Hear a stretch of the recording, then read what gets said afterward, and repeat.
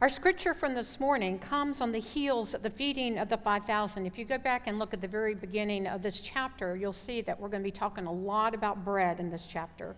And we know at the feeding of the 5,000, the crowd, along with Jesus' disciples, had witnessed with their own eyes this miraculous feeding, all who were gathered there on the hill with just the meager lunch of a little boy, a little bit of bread and some fish.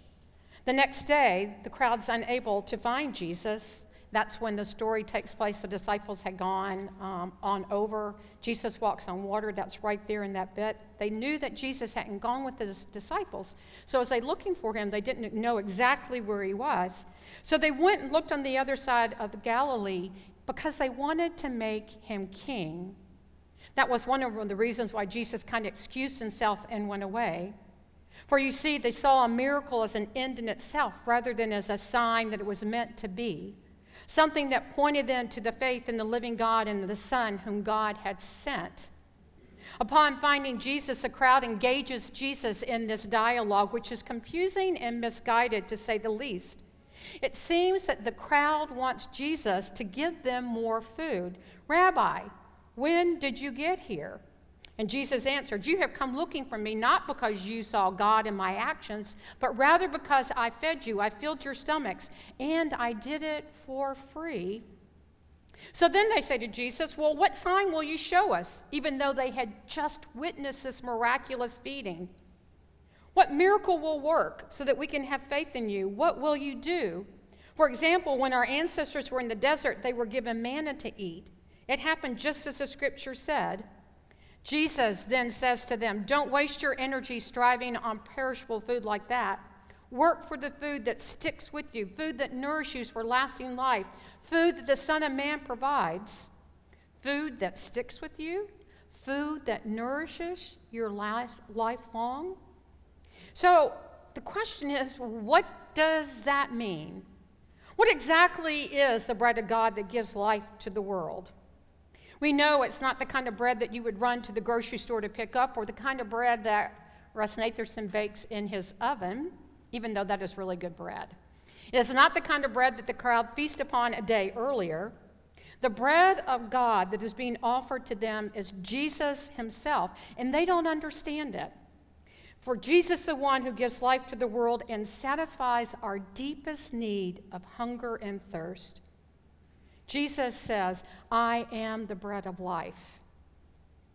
And then he goes on to say, whoever comes to me will never be hungry, and whoever believes in me will never be thirsty. Two elements that were so important to the world. I am, Jesus said, the bread of life standing right in front of you. I am all that you need. And yet, like the Samaritan woman at the well who initially said to Jesus, sir, give me the water so I may never be thirsty or have to keep coming here. The crowd wanted to make him king, also misses the point of what Jesus is saying. They are focusing on their physical need of fish and bread, not comprehending what Jesus is offering. Sir, give us this bread always, they say.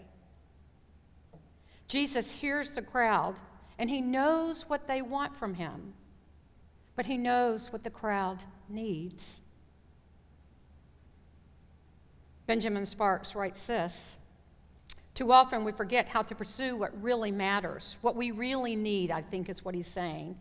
We, North American Christians, have preached a broken, truncated gospel. We've been good marketers rather than true witnesses.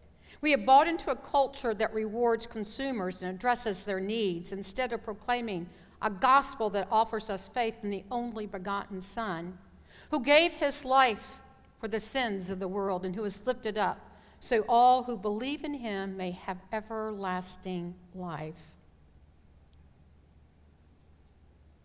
We have been good marketers, but not good witnesses.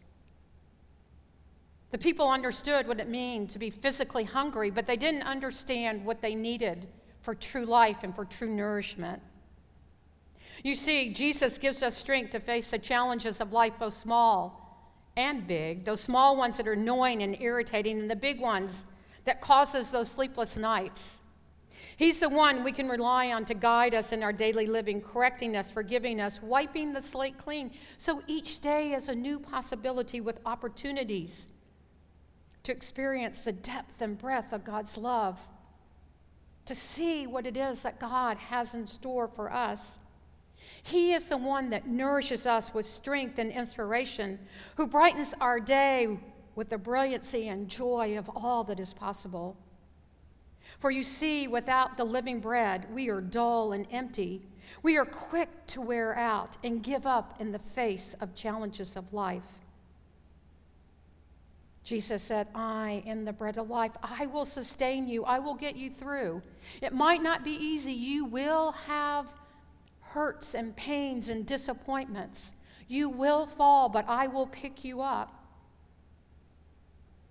I am the bread of life. One of my very favorite authors, I've told you over and over again, is Barbara Brown Taylor. And here's an illustration she gave in one of her sermons about this text. She tells the story of a woman on a quest to find the meaning of life. She reads every spiritual book she can get her hands on. She goes to lectures. She talks to scholars. Finally, she decides that there's nothing else to do but sell all that she has, travel the world, and ask those she meets, what's the meaning of life? In a distant land, she hears rumors of one who knows the answer, but she cannot find him. So she searches and she searches. And finally, in a tiny hut in the Himalayas, she finds this wise teacher who is squatting by the fire. He invites her in for tea. No, she says, I have not come for tea. I'm only here seeking the meaning of life. The wise old man insists that she come in, and finally she does. Suddenly she feels the compulsion to talk to this man, to pour out to him all that's on her heart. This she does, and she stays for minutes and minutes, which turns into hours, never giving him a chance to talk, but letting all that's in her flow out. Without a word, he begins to pour some tea. Oblivious, she keeps on talking. She doesn't even notice that her cup is full. She notices only when the liquid is overflowing the cup and begins to burn her hand. Stop, she says, there is no more room. Just so, said the learned sage, you have come here wanting something from me, but what am I to do? There is no more room in your cup. Come back when it's empty, and we will talk.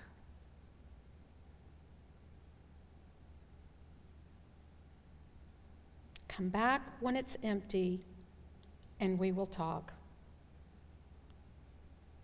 We can never be filled with the goodness of God without acknowledging our hunger and thirst for the one who gives us the bread of life.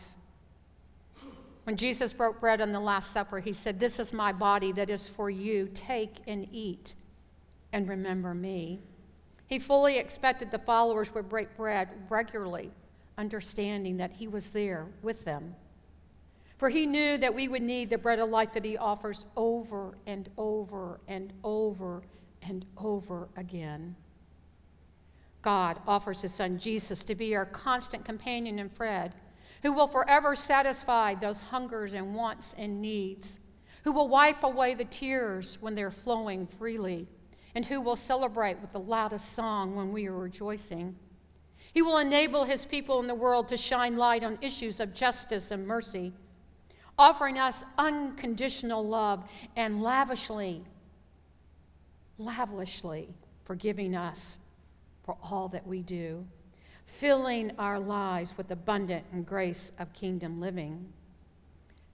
Jesus said, friends, you are asking for this food, but what I am offering you is the bread of life.